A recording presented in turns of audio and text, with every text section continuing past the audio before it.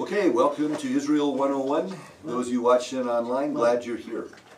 Today we have a stacked group here because a number of our folks couldn't make it today. We had a birthday party, 3 of them couldn't make it. 2 more are down in Roswell. They just called and said, we're not going to make it until about 5:30, so they'll be here for a service, not for Israel 101. Another lady, Linda, had a medical procedure and she's got to stay in bed until tomorrow morning. So we have like 7 of our regulars not here. That's not counting Tom and Lisa or Stan and Lisa.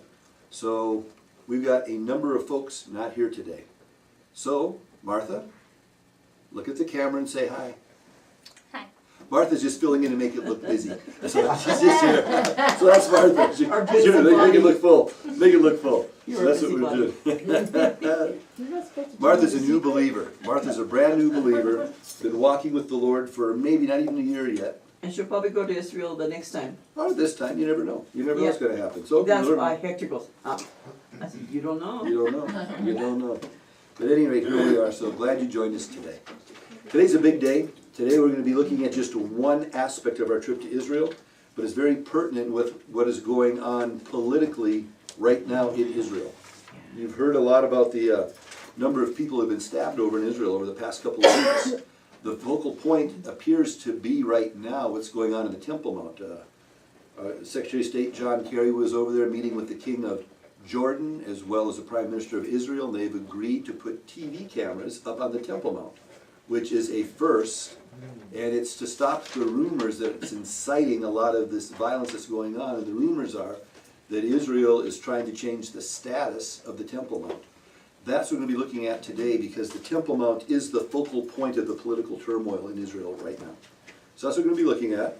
I don't know if we'll get a chance to go to the Temple Mount or not. I'm hoping we will. Sometimes we do, sometimes we don't. It's very, very political.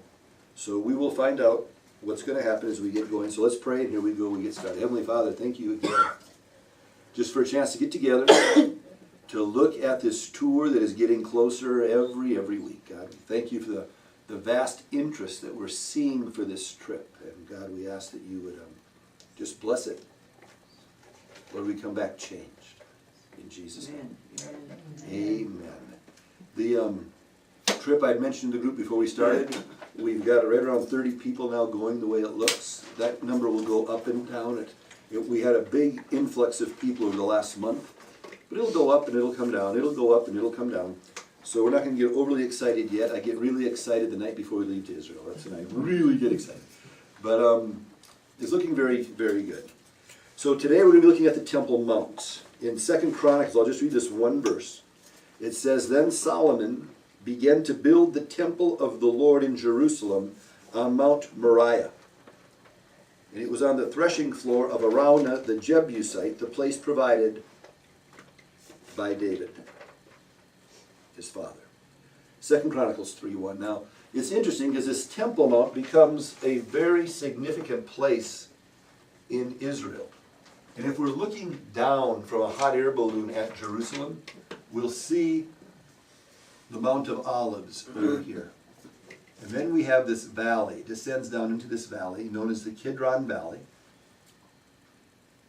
And in the days of Jesus, another valley came down here, called the Valley of the Sons of Hinnom.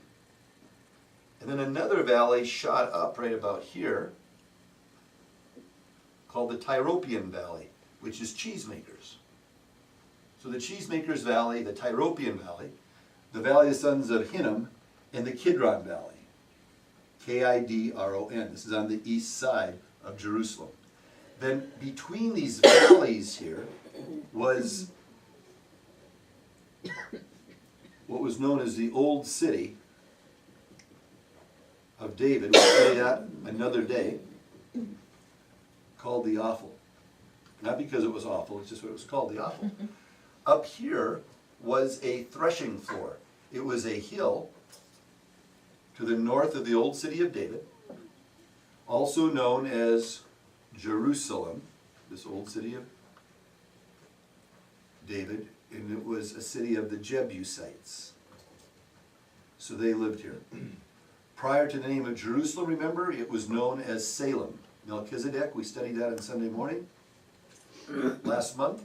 So we have Salem, this old city of David, later became Jerusalem, the Jebusite city. Had a valley on this side, which is great for defense. Had a valley down here called the Sons of Hinnom Valley, because the sons of Hinnom lived there. And then we had the Tyropian Valley here. Now these valleys become very important because of the safety of the city. To the north here was this hill, this elevated area like this kind of. That's the city of David in the days of David. He brings in, Joab comes in, takes the city. This becomes David's capital city. David buys this mountain from this man named Araunah. It's a threshing floor. It was the highest part in the area, and the winds would come by. Is it working? The camera was disconnected. So none of this has happened yet? No, I got it, everything except for like just now. I'll stop right now until you got it. Okay.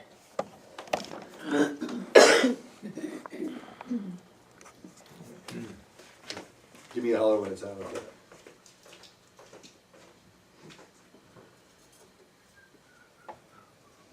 If I had another shirt on, I'd change shirts real quick. That'd be cool. Okay, let's just swap. Yeah, just want some shirts. That'd be funny. Hey!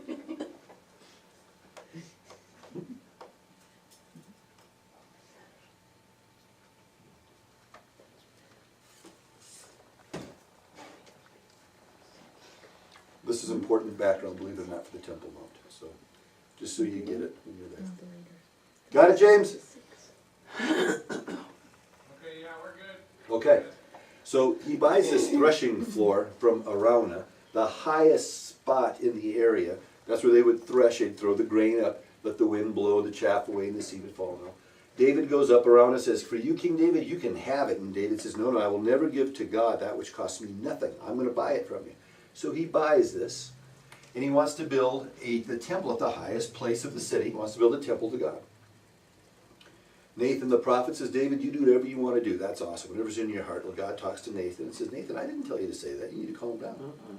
He says, "David's a man of war." No. His son will do it. "David, you can get the supplies ready. Your son, who's not a man of war," in fact, he's even called peace. Solomon means a person of peace. He says he can build it. So Solomon builds it. It's known as Solomon's temple. So Solomon's temple is here, and it's supposed to be this, well, it is. It's this beautiful, beautiful temple.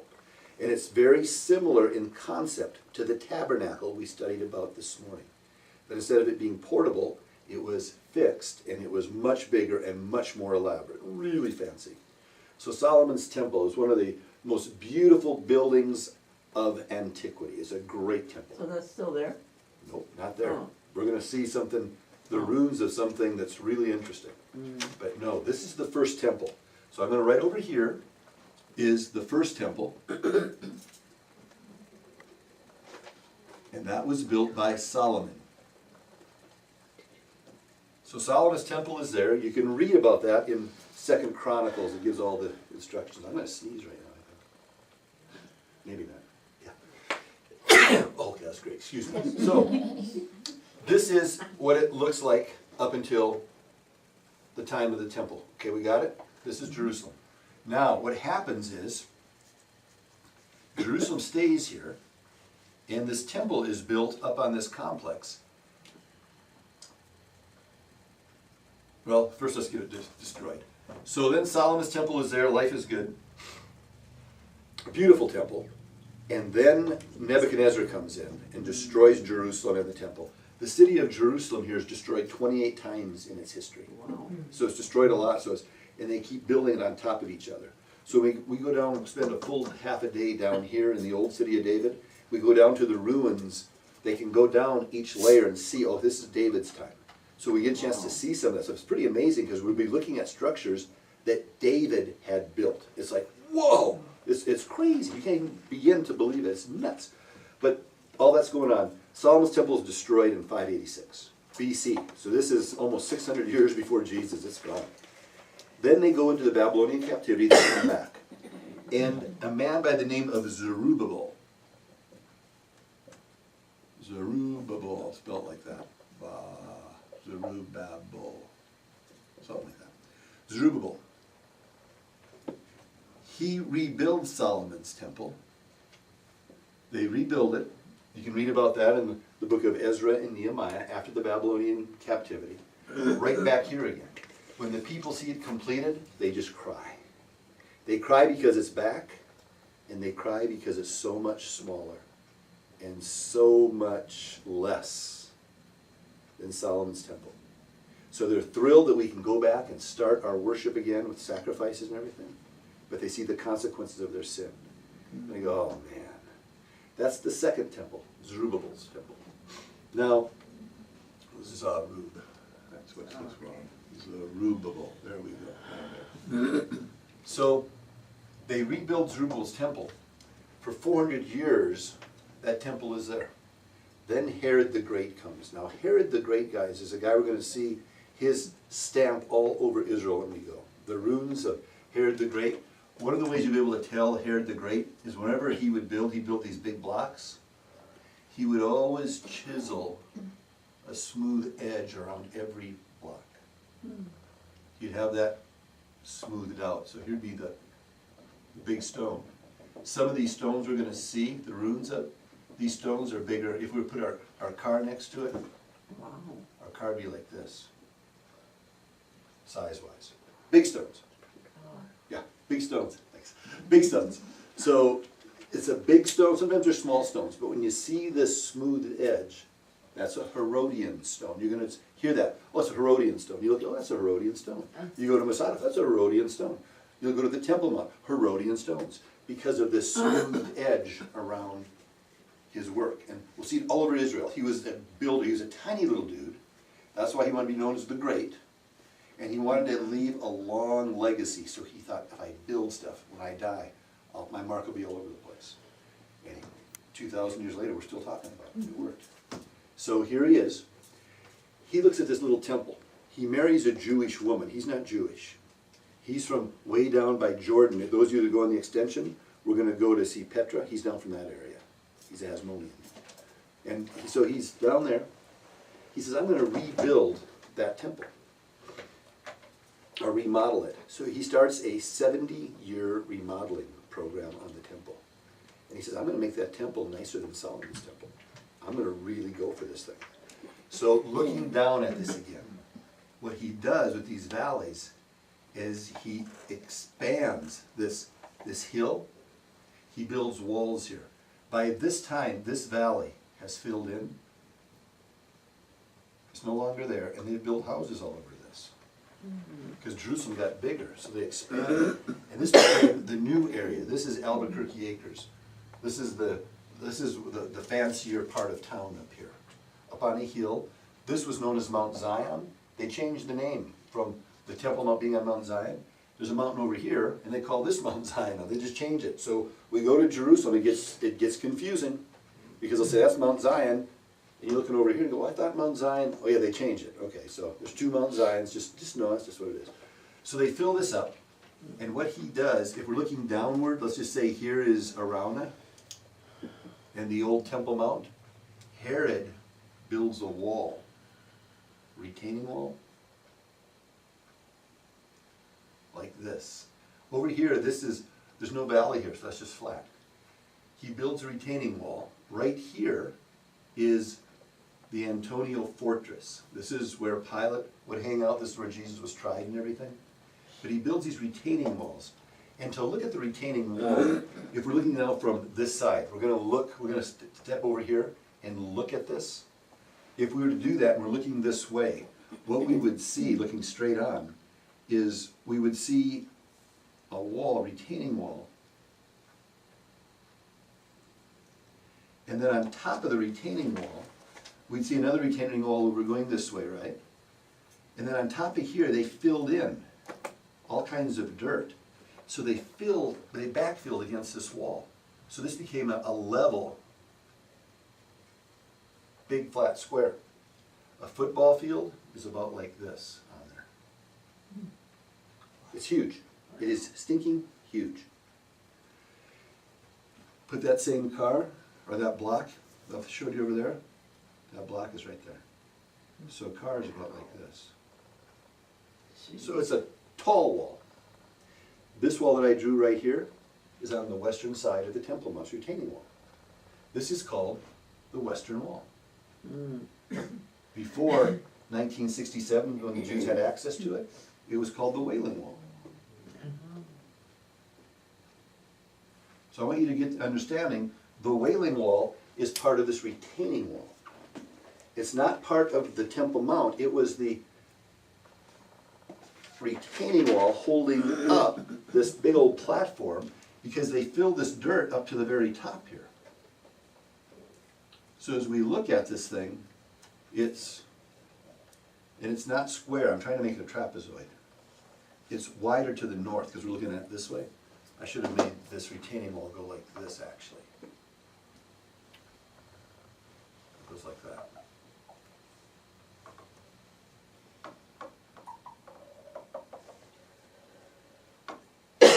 There it is.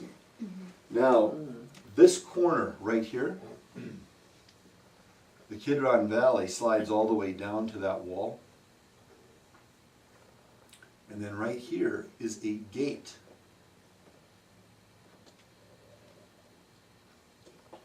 Known as the Eastern Gate. Now, as we look at this point right here, going downward, this corner over here, because this valley is so deep, from the top of this retaining wall down is the longest drop. It just drops. So this is known as the pinnacle of the temple. So remember when it says that James was thrown off and martyred? From here. Many people believe this is where Satan took Jesus when he tempted him, hey, throw yourself down, the pinnacle of the temple. So when we're sitting on the Mount of Olives and we're looking at the Temple Mount, it'll be, this corner is known as the pinnacle of the temple. And you'll see a wall here now when we go there. That's not the walls from Jesus' day.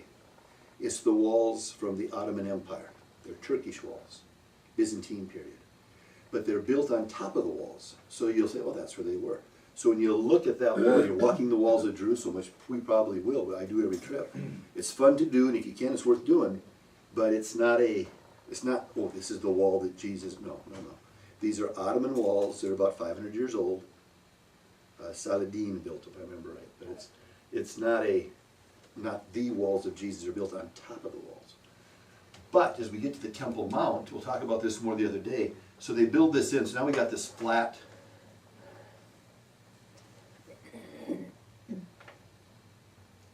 We got this flat piece of property, right? It's got all these stone. It's got a stone base. It's beautiful. It's absolutely beautiful. Looking down on it now, the second temple was sitting here somewhere. This Eastern Gate I should put over here. Here's Eastern Gate. Here's Eastern Gate over here. Not on that retaining wall right here. Now, what's interesting, the Antonio Fortress is here, so they can look over into the area where Israel would gather together. This is where the temple was. Interestingly enough, this year, an Islamic cleric came out and said, there's absolutely no evidence that there was ever a temple here. It's like, you were dumber than a stick. But because this has become such a political hotbed, they're trying their best. And we're going to see what happens here. You are not going to believe what Muhammad did. Unbelievable. And people bought it. It's like, are you stinking serious? Serious? Now remember in Chronicles we talked about the mountains of Moriah, is where they were going to build it? This is the mountain of Moriah. The mountain of Moriah. Right in here, right now, there's a bedrock. I've seen it only once. It's a big old piece of rock, and that is considered by most everybody, Jew and Christian and Islamic people, to be the place where Abraham went to offer Isaac. So if you go into the dome of the rock, that's why it's called the rock, because of this rock. It's built over it. You can actually see that rock. Some people say, I'm not going in an Islamic shrine. It's not a mosque, it's a shrine. I'm not going to go in an Islamic shrine. You don't have to. You don't have to. If you want to, you can. Take your shoes off, be careful, just go on in, be quiet. Go downstairs, don't get all caught up with all the stuff in there, whatever. But if you can get down underneath, you'll see this rock, which is just interesting, because for 3,000 years it's been considered the place that Abraham took Isaac to, on the Mount Moriah. The reason that's significant is this mountain right now, Moriah, goes all the way up to here. The northern wall of Jerusalem is right here, and Golgotha is right here, and it's part of that same mountain. So that Golgotha is part of Mount Moriah. So when Abraham took Isaac, his son, up to a mountain to offer him, the first time we see love used in Scripture is when God talks to Abraham. He says, Abraham, take your son, your only son, whom you love. The first time love is mentioned in the Bible, it's about a father sacrificing his son on this mountain. And then we think of John 3:16, for God so loved the world that he gave his only son. A father offering his son on the very same mountain years later. Interesting in light of Genesis 22, when Isaac looks at his dad and says, Dad, I see the fire, I see the wood and everything, but what about the sacrifice? And remember, Abram says, well, God will provide himself a lamb. And in the Hebrew, it's very interesting, because it implies himself as a lamb. Interesting, right here. So this is key idea. Well, what's the topography of that there? Because you said that dome of the rock is on the highest part of Mount Moriah. Is it just level all the way back? This is all level here. And now today it's been built so much that on the north side, this San Antonio, the Antonio Fortress is right here, and it's still, you can see some of the ruins in that, and it's just flat now. When you walk, you don't even realize what it is, because this has all been filled in over the destruction over the years, and now they've rebuilt over it and they've paved it, and so it's different. But right here, this area today is where you see the Jews gather together and pray on the wall. That is lower, it's not that low. So when you'll come down, this will go up right here, and then this all levels out. This is leveled this way. This valley's still there, so you'll still see that valley. When we do our walk, we'll walk from over here, we'll walk this way, walk through the valley to the Garden of Gethsemane right here. So you'll get a chance to see that topography, get that feel. And it's much hillier than you think. I say flat, but it's hilly. It's like walking in San Francisco. So it's a lot of hills. A lot of hills. Jerusalem is full of hills. So this old rock is here. Now, as we look, we got to go down a little bit because we're going to get to this level base. But as we get here, somewhere in here, this whole thing becomes a big courtyard. They have a bunch of buildings built around here. We'll see, we look at the model of Jerusalem. All these porticos. You come up the steps here to get into the Temple Mount on this side, or this side, but mostly this side here. We're going to talk about a mikvah, little baptismal areas. When Peter gave his sermon in Acts chapter 2 and 3,000 people came to Christ and they were baptized, they had the Jewish mikvahs here, which was a ceremonial place of baptism, so they had a bunch of them. So they have all these baptisms here immediately. Like they said, how can you baptize these people here in the desert? They had the mikvahs all over the place here. We'll go and look at those mikvahs. They've excavated those now. This last trip, I got a picture of me and somebody in a mikvah. I don't remember, Gary Johnson maybe or somebody. We were in a mikvah over here. But you'll see the mikvahs. You go, wow, here's the mikvah. This is what it is now. I get it.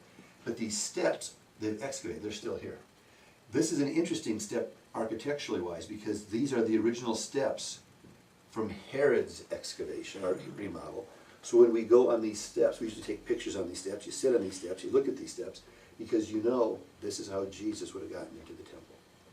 And it's like, okay, now, and it shouldn't do anything, but it does. It's just a different feeling. I can't begin to describe it to you. When you're walking on steps, that you realize when Jesus went to the temple to throw out the people in the temple, when he was going there teaching in the temple, this is where Jesus' disciples would have gone up these steps. And it's just like, okay, this is kind of crazy right now. And it's just a very surreal, it's one of the few times that you know this is the place because they've excavated this stuff and there it is. But on this, from Solomon's time to Zerubbabel's time, and now we're at Herod. Herod builds this whole thing up and makes it so fancy around here. And then he's got, wherever this is, we're going to shift it, you'll see why in a minute. But he has this temple built and he expands it. It's big. And we talked today about the Holy of Holies and the holy place. Well, he does that. And then he has more courtyards here. So Gentiles could be anywhere out in here. This is where you're going to make your money. But once you got in here, you had a court of women, you had a court of the men, and then you've got just for the priests of the holy place and the Holy of Holies, right? So he's going to have the big menorah in here, the table of showbread over here, you're going to have that altar of incense here. The place for the Ark of the Covenant, most people believe it wasn't there during that time, but because it was taken during the Babylonian captivity. So it's an interesting thing. They seem to have had an empty Holy of Holies, which is just kind of interesting. But that's where it would have been. But this is the presence of God, and they would have had the altar, the laver, this would go like this. They'd have the laver out here and the altar of burnt sacrifice. So there's the temple. Herod comes in and just makes it fancy.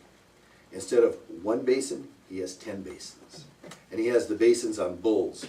Big old brass bowls with these big bathtubs on them. Just everything was to the max. Everything was fancy. He didn't get it. So he tried to make this the glorious temple. The one that Jesus is in now, he tried to make it here. Really fancy. Really nice. So he had this awesome temple sitting there. Well then, of course, in 70 AD, this reconstruction project is going on from the time Jesus is born until 66 AD. So the entire time Jesus is going to the temple and all that stuff is going on, we've got construction workers up here working quietly. You had to be quiet. But this remodeling thing was all taking place. So it's an interesting thing we're going to be looking at. Very interesting. So as we look at all this, 70 AD comes and Rome destroys the Temple Mount. Titus said, whatever you do, don't destroy the Temple Mount because it's one of the 7 wonders of the ancient world type of thing. Don't touch it. Well, they do. They start a fire here. The fire melts all the gold around here. The molten gold, and everything is in gold. Everything's gold. All this gold starts to slip down and melt down. And it is said by Josephus that the soldiers, that's free gold, man. They're going for it. It starts to go down in between even the stones. They start pushing the stones down to get the gold that's melted in between the stones and all. They destroy this entire thing. It's all gone. Yeah. So when it says that Jesus is teaching in the temple, or anywhere, where is that teaching area? Most people believe it's going to be on this area right here. So it's in the courtyard areas? Yeah. It's not going to be in here. He couldn't go here. He wasn't a Levite. So interestingly enough, Jesus himself couldn't go in the temple. It's like, really? Okay. But yeah, so he wrote in here. So we've got all this going on up here in these courtyards and all this stuff. Now, they destroy it, and it just lays that way for years and years and years. It's just destroyed, desecrated. The Jews are dispersed all over the world. And that puts Judaism in an interesting place, because this is the only place they can get their sins covered. And it's gone. So that makes for an interesting thing. Now, we're not going to get into the red heifer sacrifice. It's a little way of, in the book of Numbers tells you how you can, if you're not here, how you can have a little bit of an offering for the forgiveness of sins. It's almost like a portable little thing for your personal sins and all. It's got to be the hair of a red heifer without one white hair on its entire body. And good luck trying to find one. They found one back in the 90s here in the United States, of all things, in Alabama, I think it was. And then they found one little hair on it. But now I heard they found another one. So they're trying to find this red heifer as part of getting ready for the end times of worship of this temple. So we've got the first temple, the second temple, and then they call this remodeled temple Herod's temple. They don't call it the third temple, they just call it Herod's temple. It's a remodel of this one. And it's an expensive remodel, and it's a nice remodel. Herod's temple. And that's what is destroyed in 70 AD. In the book of Daniel, and again in the book of Ezekiel, it tells us there will once again be another temple up here.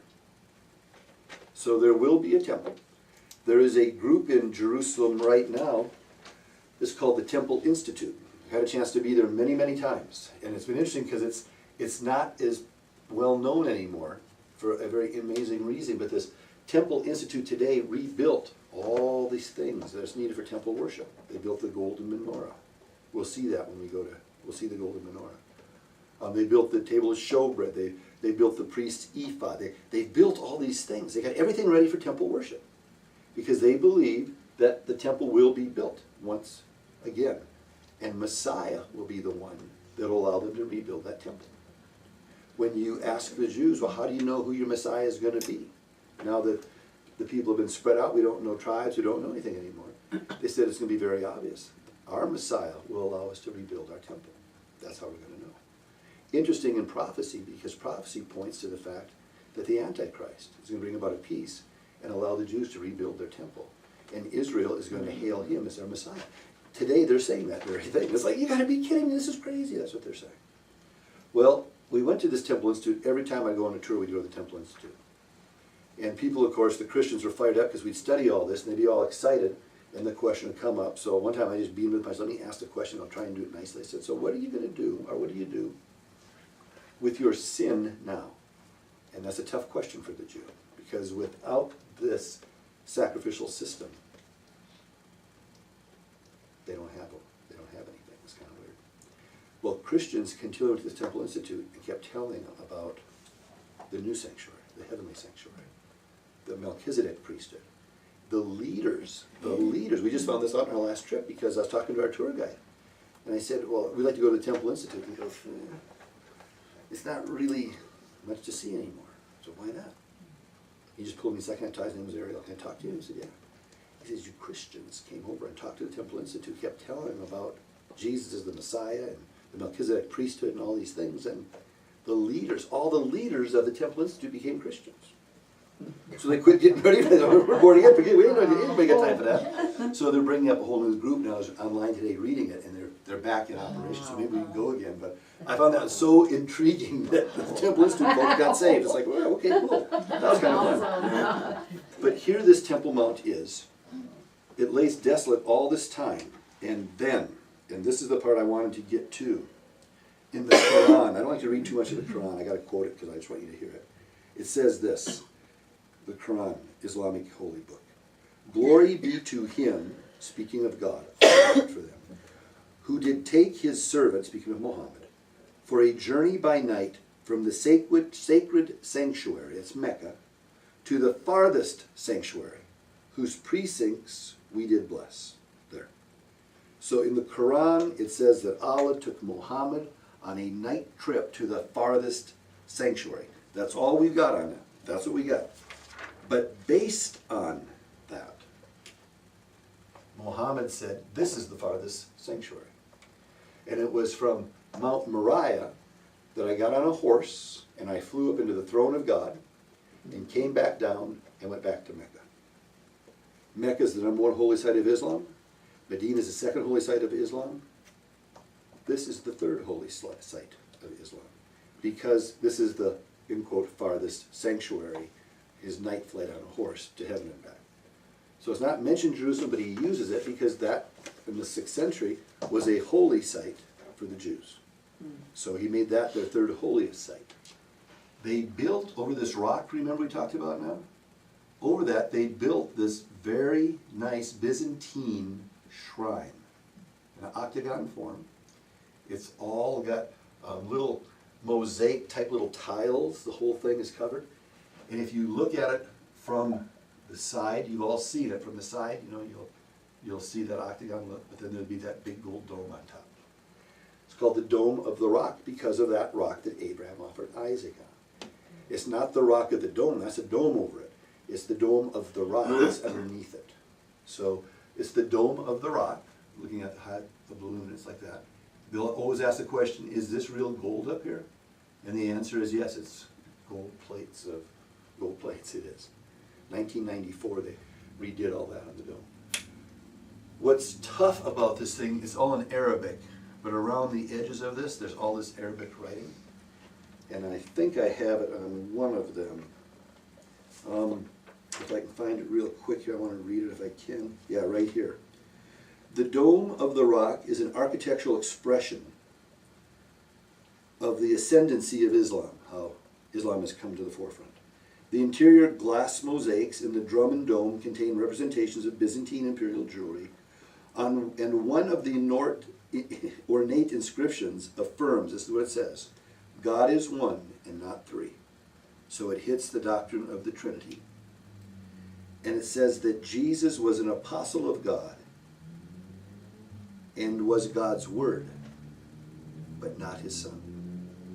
So right there in the middle of Jerusalem is this anti-Christian monument. And based on that, a lot of Christians say, I'm not going to go look at the rock. I don't care where Abraham offered Isaac. It's a rock is a rock is a rock. I'm not going in there. Others say, I'm going in. I want to see that rock. It's not a reflection on you. I just don't want you going and looking at the rock and coming like, I never should have did it. Yeah. Well, then do it. But if you don't want to do it, it's okay. If you want to do it, it's okay. I've done it once. I've done it, and I'm still safe. But you don't have to go in. If you want to go in, go in. Now, it's going to be a little bit trickier this time because the tensions of Israel are really focused on the Temple Mount. That's where the tensions are now. We'll see why in a minute here.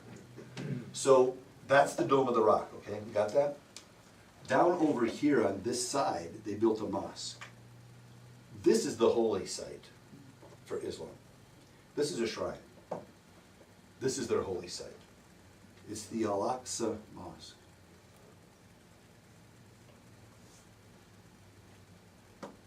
It's just a mosque, but it's a big-time mosque for them.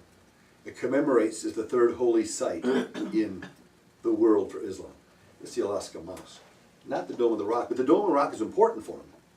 But most people believe the reason the Dome of the Rock is important for them because that is the traditional site for Solomon's temple. So that's really holy for the Jews. Therefore, the Dome of the Rock is really special to Islam. You know, it's one of those kind of deals.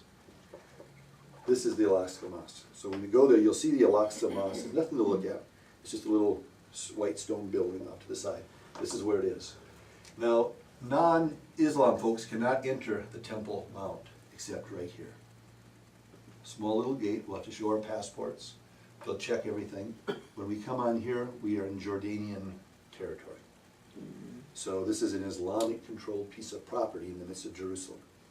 It was here, I think I mentioned to you, when Connie and I were standing there listening to our tour guide. I had my arm around Connie, and a Jordanian soldier came out. No, get my arm off of her. No PDAs. Can't be holding hands, can't have your arm around your wife. I mean, it's just like weird. But that's what it is. This is a different ballgame. So that's up here. We also saw, as we walked around here, they have schools here teaching their Islamic, or their Palestinian kids to hate Jews. And you can hear them teaching them and really going against the Jews. When we were standing over here, they had a little bit of a parade, I guess you'd call it. A bunch of young kids just really taunting and decrying Israel and death to Israel and this kind of stuff up here on the Temple Mount. So it's just kind of a weird little deal. But we usually go up there if we can. We never put you in harm's way. So if we say it's closed, it's because the Israeli government says this is not a day for tourists to go up there. We don't know. Yeah. It's no big deal. We're not going to bring you into a place where I don't want you to be. That's for certain. So if we don't go, don't make a big deal. Oh, we're not going there. Okay, there's tons to see. We'll be fine. I've only had that happen to me one time so far in all the tours. We've always been able to go up there. When we go there, you cannot pray up there. You can't bring your Bibles up there. It's just weird. Yeah, it's just really weird. Well, if it's in my purse. Yeah, they'll take your purse too. That's up to you. It's up to you. It'll be gone if it's in your purse. Your purse will be gone too. So, you don't want to do that. You don't want to do that. They don't play, I guess. It's in your heart either. Yeah, they don't play. They just don't play. And there's nothing we can do. We're in Jordanian controlled area. So that's what we got. So that is when we see the Dome of the Rock, when we see the Al-Aqsa Mosque. Those are the big things there today. For us, they don't do as much. Well, the issue is if something were to happen, and there is a very aggressive Israeli group that wants to blow this up, because they want that gone, because they think once that's gone, the temple will be built. So it's like, oh man. So Israel finds itself in a unique position of having to defend this piece of property that's under Jordanian control from their own people. Wow. So it's an interesting little thing. It's just an interesting little thing. When we're here today, this is the Western Wall. There's some buildings right here. I guess we're looking this way. They're this this high. And the entrances are this way. And there's a tunnel that goes alongside of this. Over here, it's like, this is where the buildings are. And there's a tunnel that goes underneath all along this wall. That's in Israeli territory. Very few church groups get to go in there. We do, which is kind of cool. So we get a chance to go down into this tunnel, and we get to see part of where Solomon's quarry was, they believe. And we get to see some of those areas. It's just a unique little place. So when you know we're in a tunnel, that's where we're going in your mind. We're going over this way here. Now, what's interesting is the book of Ezekiel talks about the temple with a wall between the temple and something that's of a desecration. And this is talking about during the end times. Some kind of wall. I'm not saying this is where it's going to be, but there has been a theory put forth that is very interesting. A guy by the name of Asher Kaufman. And I like to take his study into consideration. He was a Jewish student from the Hebrew University in Jerusalem. Came up with this theory, Asher Kaufman, and he said, you know, what's interesting is in all of the cities at antiquity, when you came in the main gate of the city, as you walked in the main gate, there was their temple. That's just how it always was. He says, when we look at Jerusalem, the eastern gate is right here. And yet, the dome of the rock where we think the temple was is over here. So when you came in, you wouldn't be looking at the temple, which is really weird. He says, but when I come into this eastern gate and I look, I see a little gazebo here. In Islam, even today, there's a sign there, even in English, it's called the Dome of the Spirit.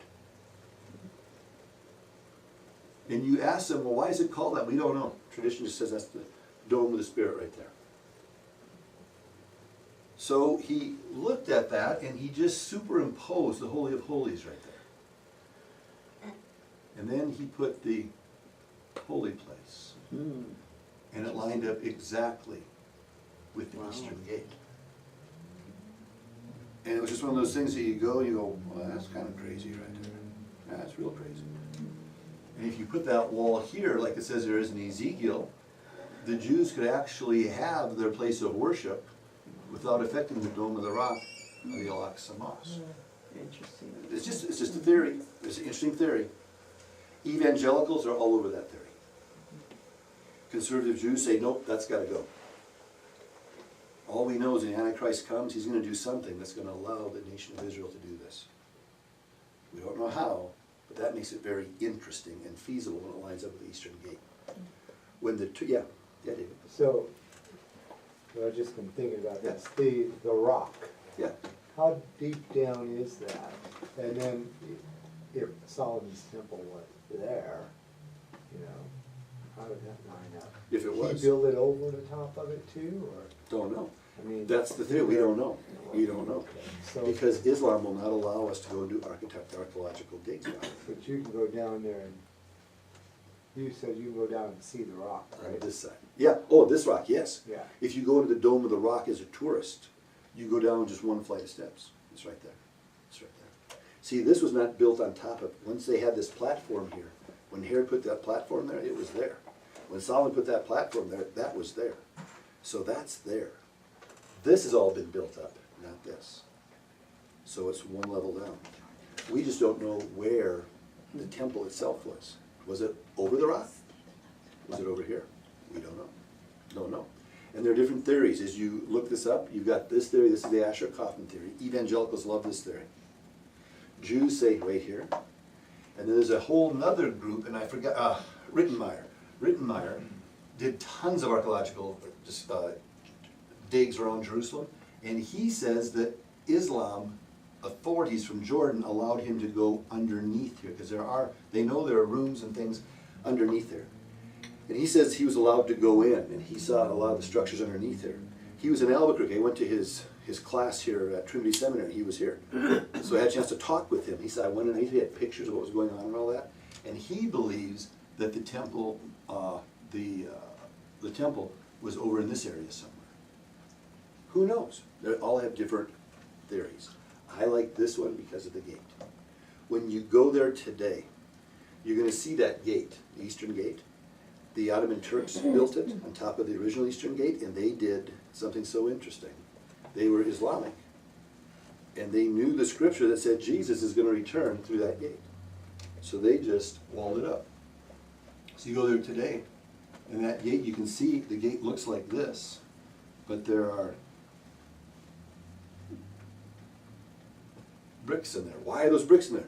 They don't want the Christian Jewish Messiah to come through that gate.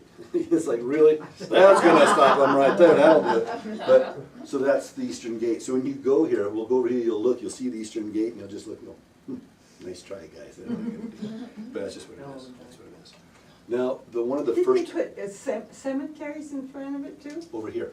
Over here. On this Oh, side. over there. They're over on this side. Yeah, but you'll see them. Tons of them, yeah, of course. You bet they did. Very good. Now, one of the first times I went there, I was one of my first tours, and I didn't know a lot of the political situations, what was going on here. We had a day off, and we were supposed to go the next day on the Temple Mount. But some days it was open, some days it was closed. Some days it was open, some days it was closed. A friend of mine named Mark, another friend of mine named Alan, and about 4 more of us who had the day off, and instead of shopping, we said, let's go to the Temple Mount. We're here, we want to see the Temple Mount. So we went. So we just went up here. And we were over here in this area. We went to the Dome of the Spirits. We came over here. We sat down right here. And I had my little Bible. I didn't know. And we sat down and had a little Bible study there. We were just reading about all the Solomon, building this temple here. We'd look, and I had somewhere right here. And we'd just reading Ezekiel, and we were praying.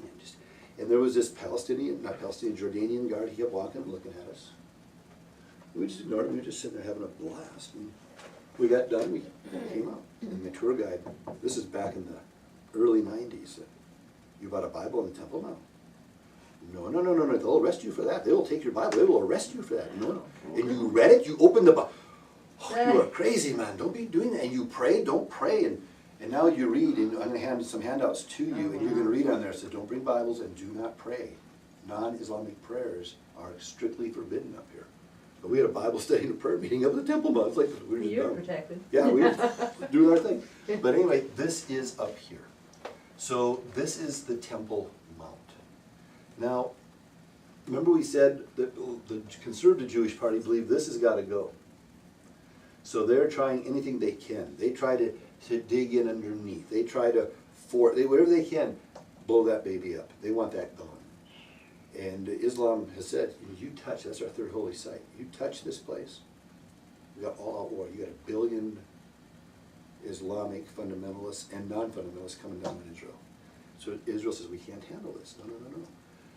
So now we go back in history, and we look at 1948, when Israel comes over and gets this land. They take this land. They have part of it, they don't have Jerusalem. Jerusalem stays under Jordanian control. Then the 6-Day War in 1967, Israel comes in and they take over Jerusalem. And they're ready to go up and take the Temple Mount, and they realize if we touch that thing, this is not a 6-day war. We just invited every Islamic person in the world to come up against us. So they backed off and they said, we don't want the Temple Mount. When they talked to the leadership, they said, we're not ready for it. We can't build a temple. We're not ready for it. In time, Messiah will give it to us. We've got Jerusalem. So they let Jordanian have control. They let Jordan have control over this. They had spanked Jordan really bad. They said, look, this is the part you want. You don't care about Jerusalem. We want Jerusalem. You can have that. And Jordan said, okay, deal. And they stopped the fighting. Jordan has control of it. That's why we have to go through Jordanian passport control, Jordanian customs. We are in Jordanian controlled land when we're on the Temple Mount.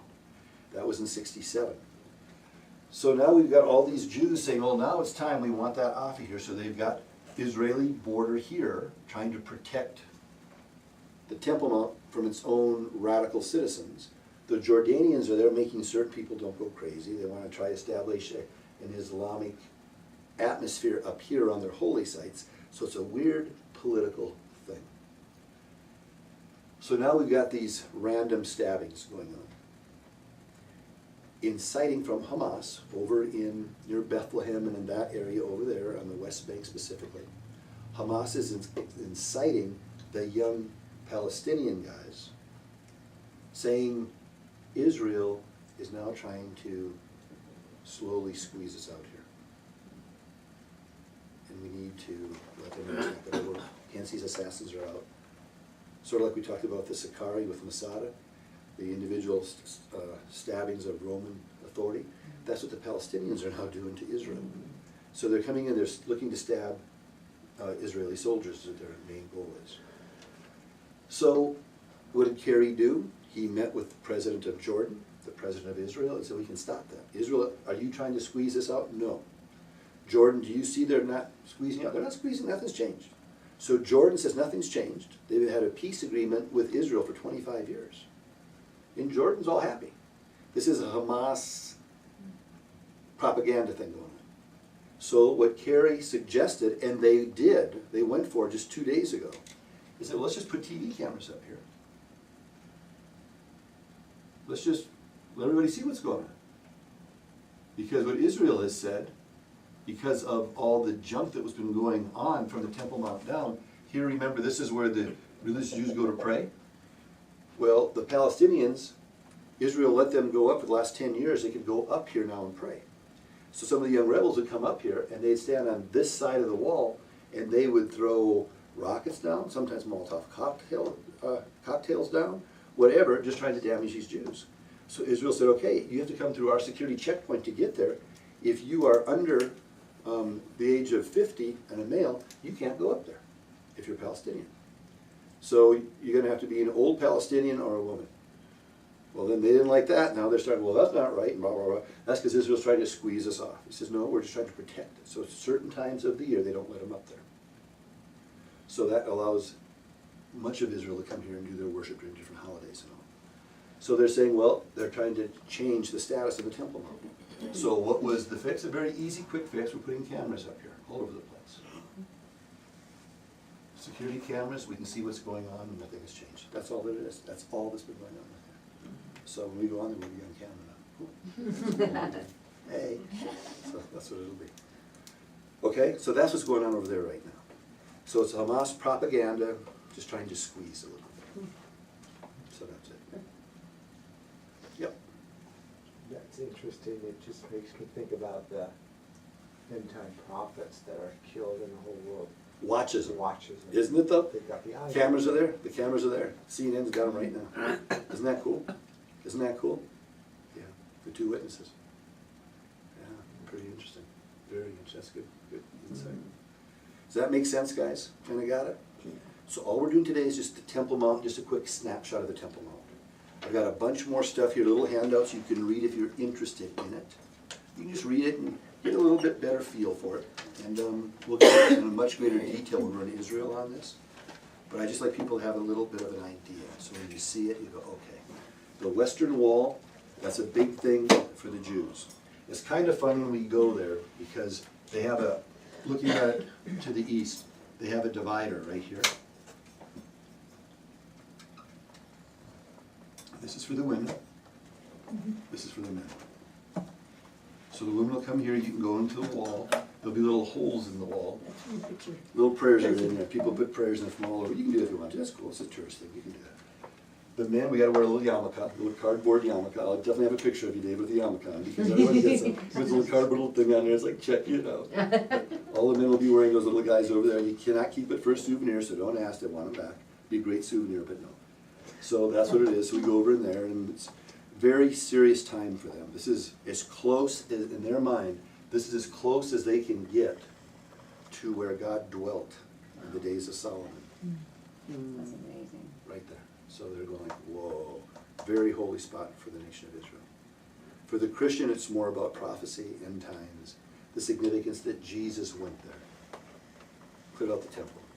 We know from even this morning that that temple worship means not anymore. It was a picture of what Jesus did. But it's not a holy side. Whoa, whoa, whoa. It's not like that for us. Not for the Christian. For the Jew it is. For Islam it is. For the Christian it's just significant because of Jesus, a picture of what Jesus done for us. That's the Temple Mount. Okay, got it? Sweet. Guys, thanks for joining us. I didn't look at you today. Sorry, I was busy looking over here, I guess. But glad you joined us, and we'll see you guys soon. See you. Bye. Thank you, James. Bye.